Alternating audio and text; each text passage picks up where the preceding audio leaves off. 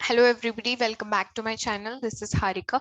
So in this video, I'm going to talk about data services. So if you have followed my previous videos, we are good with understanding what are data service entities, fields, records, and relationships. And we've also seen in one of the previous videos how to create an entity, how to create a field, everything, right? So if you're visiting my channel for the first time, I suggest you go back and watch the previous videos under data service playlist on my channel, so you'll get clear understanding of what we are doing right now in this video. So I'm just going to provide you the highlighters, what I'm going to cover in this video right now. So firstly, I'm going to talk about the prerequisites to import the entities into our studio. So, and also I'm going to show you how you can do that, what are the different prerequisites are there and how you can do in your studio. Okay, and after that I'm going to talk how we can import entities, and also in the studio how we can use them, how to utilize these entities in studio. Okay, so these are the three main points that I'm going to highlight in this video. So first of all, let's talk about the prerequisites. So in order to use this prerequisite, in order to use these entities in your studio, first of all, you should have the data service enabled in your cloud, right? So I can already see the data service here, but if you are not having the data service enabled in your machine, I would suggest you go to this admin tab, and then here you can go over the tenant settings. Here you can have an option to enable the data service. Once after you check and click on save, you can see the data service coming over here. You can just select it and you can just enable that into your cloud. So this is the first thing that you have to first enable the data service in your cloud account. Okay. And the second thing is you should have a studio of 20.10 or version above than that. So make sure that your studio account is 20.10 or higher version of it. And after that, the most important thing is you should establish the connection between your robot and your orchestrator, right? Make sure that most importantly the robot, whichever is connected to the orchestrator, that should be connected to the robot in the modern folder. So first thing, how you can identify that. So go over here to your tenant, and if you see under your tenant, you can find the configured robots. So the modern robots would be having an user account. So make sure that you create a modern robot, and you should be connecting that to your UiPath assistant. So shortly I'll show you how you can connect that.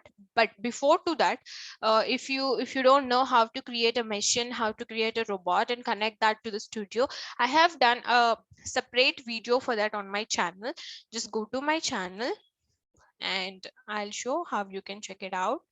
For that video, you can go to the videos, and this is the video how to create a machine and the robot in UiPath Orchestrator. And I'll also link the videos link in the description, so you can easily direct to that particular video. So yes, we have all the prerequisites, and now let's go and see how we can connect. So we all know whatever the so let's say I'm in the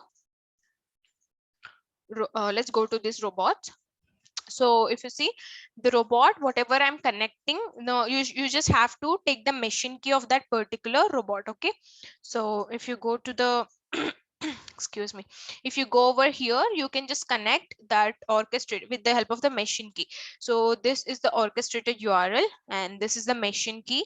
Then just give a connect. It should come as connect and licensed. So to understand how you can do this thoroughly, just watch that video. It has given a very good explanation for you all, so you can understand things very clearly. Okay, so it has to be connected. So once that is done, I am connected to the, in my studio, I'm connected to the modern folder, right? So just make sure whatever you're connecting, you're connected to that particular orchestrator. Okay, so once that's done, we can just cross check over here. I'm going to my studio So sorry, Orchestrator. So in my Orchestrator, we all know that we have created entities, right? So come over here, and these are all the entities. This is a system built entity, system users entity. It's not built by us. So 1, 2, 3, 4, 5 entities are there. So now I'm going to talk about our second point, which is importing entities. So you are clear, right? What are the prerequisites for importing the entities? First, you should have an data service enabled in your account, Orchestrator. And later you should use a studio of version 20.10 or above, and later you should connect your robot or assistant. I can say you should connect your robot or assistant to the to the modern robot, okay, or to the robot in the modern folder. Okay, so this is it. These three are the prerequisites. So now let's go into the next step, which is importing entities. And let's go to the studio, as we've already connected to that particular folder in the Orchestrator. So if you see here, there's a tab called resources, right? So if you see here under resources, I can see all the entities that I have created in my Orchestrator. So here, if you just expand this, you can find, so this is client entity. It has 3 records. That means 3 rows of information, and these are all the fields that I have in my client's entity. So address created by, so you can see here, this is a default, right? System created one, and create time, email id is also system created, name. These are the things, name, email, and address, or the things that we have created. And you can also clearly see the data type that we have provided against the field. So it's of string, string, string. So clearly you can see what are the fields are there against each entity, and how many records are there against each entity in the data service in Orchestrator. So everything is clearly seen in the resources once after you are connected to that particular data service to the Orchestrator. Okay, so I hope this is clear for you. Once after this is done, the main challenge is how you can import them. You can see everything over here, right? So if you see, you have under design ribbon, you have manage entities. Just click over this and you can see all these things that you can import.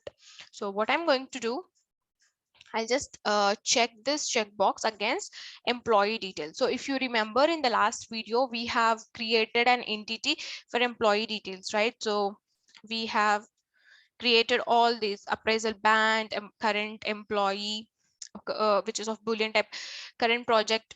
We have used it in the relationship, right? We are taking it from the project names, employed from, it's a date time. So we have created this entity by using different data types. So I wanted to import this into my studio right now. So once after you check this, you have an option to add it into your project. So I can just click here. But before to that, if you see, you also have an option to explore, like if there are so many entities, and if you wanted to come up with a particular entity name, you have an option to search and everything. So I can just save it. So entity is being imported into my process now, right? So it's just getting added. Yes.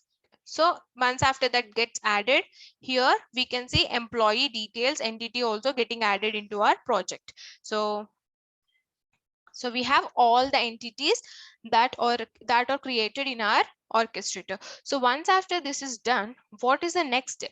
We have to use them in our project, right? So for that, what I'm going to do, let's take a small sequence. So demo data service, I'll just name it. So now the challenge is I just have to use them in my project. So there is a process to use them. I cannot use them directly, just like how we will create arguments. We cannot directly use them. So in order to use them, firstly, I have to initialize them. So in order to initialize, I'm going to use a new operator. So employee details is the data entity that I'm going to use.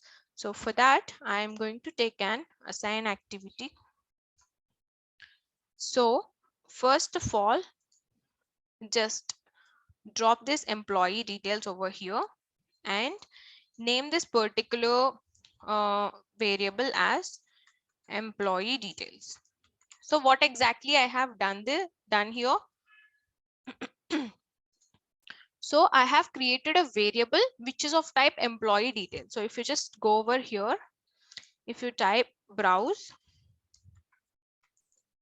employee details, so we can see a data type of employee details getting generated. So in the same way, we can see for the all other entity types. We can see for clients is also there. So in the same way, once after you import these entities into your studio, you can see all these data types. So in order to use these entities, you have to first create a variable of that type.